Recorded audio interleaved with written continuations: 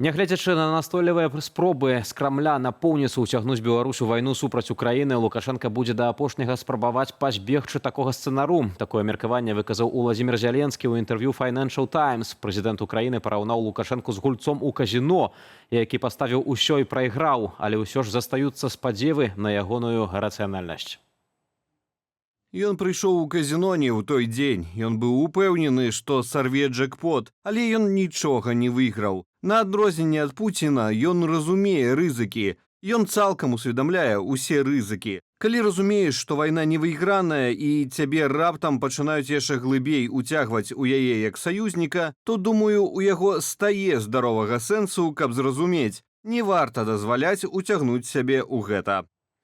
Пасля нядаўняга ультыматуму з боку афіцыйнага Кіева з патрабаваннем адключыць размешчаныя ў Беларусі рэтрансляторы для расійскіх дронаў, Лукашенко пакінуў краіну і выправіўся ў так званую працяглую камандзіроўку. 2 дні ён правёў у Пуціна на Валдаі. Тыя перамовы адбываліся ў атмасферы інфармацыйнай цішыні, а іх вынікі кіраўнік Крамля пазней апісаў агульнымі фразамі. Пасля азіяцкага турнэ Лукашенко вярнуўся ў краіну і не з'яўляўся на публіцы некалькі дзён. У тым ліку прапусціў святкаванне афіцыйнага дня незалежнасці. У панядзелак Лукашенко ўсё ж паказалі на ўручэнню ўзнагародаў афіцэрам. Ён паабяцаў, цытата, не дасылаць іх на бойню, але выдаў пры гэтым доўгую тыраду пра гатовасць скарыстаць расійскія ракеты «Арэшнік» і нават ядравую зброю. Улады спрабуюць запоўніць дзіркі на рынку працы, а таму ўсё больш абітурыентаў паступаюць у прафесійна-тэхнічныя ўстановы. Пра гэта напярэдадні ў эфіры студыі «Белсат» заявіў Андрэй Лаўрухін з аб'яднанага пераходнага кабінету. Паводле адмыслоўцаў у адукацыі, менавіта гэта адзін з чыннікаў, чаму ў Беларусі расце доля замежных студэнтаў, бо ўласна беларусаў ва ўніверсітэтах робіцца менш, а наплыў навучэнцаў з Туркменістану і Кітаю Андрэй Лаўрухін патлумачыў палітычнымі дамоўленасцямі. Улічваючы такія моцныя інструментары, які маюць дзяржава, і тое, што большасць увогуле ўсіх навучальных устаноў на ўсіх узроўні дзяржаўныя, канешне, гэты самы галоўны чыннік і фактар, што дзяржава вельмі зацікаўлена ў тым, каб навучанне было скарочанае, хутчэй моладзь выходзіла на працу, на рынок працы, і затыкала тыя дзіркі менавіта ў працоўных спецыяльнасцях, на які вельмі вялікі запыт, які вельмі вялікі дэфіцыт. Таксама у сувязі з адтокам, з дэмаграфічнымі праблемамі і ад'ездам вельмі вялікай колькасці людзей пасля 2020 года з палітычных матываў. Галоўнага следчага Меншчыны Сергея Удавікова вызвалілі ад пасады. Як паведамляе прэс-служба Лукашэнкі, рашэнне прынятае паводле згоды бакоў. Сергей Удавікоў узначальваў упраўленне следчага камітэта Менскай вобласці з 2024 года. Раней ён быў адказны за ўсю Гомельшчыну. Адметна, што ў 2020-м менавіта Удавікоў каментаваў гібель затрыманага падчас пратэстаў 25-гадовага гомельца Александра Віхора. Паводле тагачаснага начальніка абласнога СК, хлопец, цытата, спрабаваў вырвацца, таму працаўнікі міліцыі на законных падставах ужылі фізічную сілу. Крымінальную справу на падставе факту смерці заводзіць адмовіліся, а прычынай гібелі назвалі абвастрэнне захворвання сардэчна-сасудзістай сістэмы. Сям'і Александра Віхора, якая 3 дні расшуквала зніклага хлопца, спачатку ўвогуле адмаўлялі ў інфармацыі. Пра смерць родным паведамілі толькі тады, калі яны прыехалі пісаць заяву пра знікненне чалавека. Літоўская група «Кеско Сянукай» заявіла, што пакінула беларускі рынак. У прыватнасці кампанія прадала 50% акцыяў ад будаўнічай гандлёвай сеткі «Ома». Пра гэта паведаміла літоўскае тэлебачанне ЛРТ. Калі ў 2022 годзе пачалася расійская агрэсія супраць Украіны, мы спынілі ўсе дзелавыя сувязі, ланцужкі паставак і супрацу ў Беларусі. Гэта было свядомае рашэнне, заснаванае на нашых каштоўнасцях, заявіла дырэктарка ў справе камунікацыі ў «Кеско Сянукай» Любоў Зайцева. Пры гэтым прадстаўніца кампаніі не ўдакладніла, хто і за колькі купіў былыя літоўскія актывы, а сам каментар з'явіўся пасля таго, як гадавая справаздача паказала рост даходаў літоўскай групы ў Беларусі.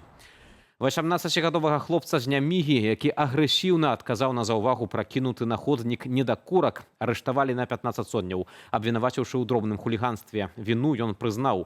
Пра гэта распавялі ў Менскім гарадскім судзе. Раней відэа музыкі Льва Беларусава, які робіць хлопцу заўвагу, разышлося ў сеціве. Карыстальнікі выказвалі сваю падтрымку, зазначаючы, што ў Беларусі не прынята смеціць на вуліцы. Раней медыі паведамлялі, што парушальнік нібыта нарадзіўся ў Алтаўскім краі Расеі. У сваю чаргу прэс-служба сталічнага гарадскога суда сцвярджае, што арыштаваны жыхар Гарадзеншчыны. На Магілёўшчыне пад коламі аўта загінула 6гадовая дзяўчынка. Трагедыя адбылася ўчора днём на 26-м кіламетры трасы Магілёў-Бабруйск, паведамляе абласное ДАІ. 38гадовы кіроўца Аўдзі наехаў на дзяўчынку, якая ехала на ровары па праезнай частцы. З нейкіх прычынаў дзіця было на трасе адно, без суправаджэння дарослых. Следчыя высвятляюць абставіны здарэння. Эстонію пазбавілі права правесці чэмпіянат Еўропы па стральбе з пнеўматычнай зброі. Прычынаю стала адмова краіны дапусціць да спаборніцтваў расійскіх і беларускіх прадстаўнікоў. Сваё рашэнне Еўрапейская канфедэрацыя стралковага спорту патлумачыла тым, што турнір адначасова ёсць і адборачным для наступнай алімпіяды. Таму ўсе спартоўцы, дапушчаныя да міжнародных стартаў, мусяць мець права на ўдзел. Цяпер чэмпіянат перанесены Сталіну ў іспанскую Гранаду і пройдзе з 3 па 9 сакавіка 2027 года. Нагадаю, што краіны Балтыі на заканадаўчым узроўні забаранілі ўдзел расійскіх і беларускіх спартоўцаў у міжнародных стартах на іх тэрыторыі да заканчэння агрэсіі супраць Украіны. І працягнем спартовую тэму. Развітанне Крыштыяну Раналду і вылет апошніх гаспадароў турніру. Познім вечарам і ноччу панядзелку вызначыліся яшчэ два ўдзельнікі 1/4 фіналу футбольнага чэмпіянату свету. У першым матчы гульнявога дня сустракаліся Іспанія і Партугалія. Матч праходзіў пры тэрытарыяльнай перавазе іспанцаў. Партугалія знаходзіла магчымасці вострых адказаў, аднак надзейна працавалі брамнікі абедзвюх камандаў. Маладая зорка іспанцаў, 18гадовы Ламін Ямаль і 41гадовая легенда партугальцаў Крыштыяну Раналду, трэба зазначыць, згулялі дастаткова блякла. Урэшце, ўжо ў дададзеныя да асноўнага часу хвіліны іспанец Мікель Мерыно, які выйшаў на замену, змог паразіць браму партугальцаў 1-0. І Іспанія крочыць далей, а Крыштыяну Раналду на сваім апошнім мундыяле так і застаецца без тытула чэмпіёна свету. У другім матчы дня Бельгія без праблемаў перамагла каманду ЗША 4-1. Напярэдадні матчу ФІФА адмяніла дыскваліфікацыю амерыканскага форварда Фаларына Белагуна пасля чарговай карткі. Гэта адбылося пасля званка прэзідэнта ЗША Дональда Трампа кіраўніку ФІФА Джанні Інфантыно. Аднак рашэнне, якое абурыла футбольную супольнасць, усё адно не дапамагло. Белагун, зрэшты, матч праваліў. Такім чынам, усе тры зборныя гаспадароў турніру пакінулі мундыяль. Апошняя пара чвэрцьфіналістаў вызначыцца сёння ў матчах Аргентыны з Егіптам і Калумбіі са Швейцарыяй.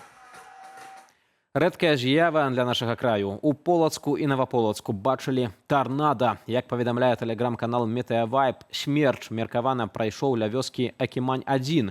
Як заўважала выданне, на ўтварэнне кругавога руху паветра паўплывалі працэсы, што адбываліся на вышыні ад 2 да 9 кіламетраў ад паверхні зямлі. Спалучэнне кругавога руху ўнізе, вертыкальнага зруху ветру і моцнай выцяжкі ў вышыні пераўтварыла воблака ў небяспечны тып навальніцы. Далей глядзіце без каментара.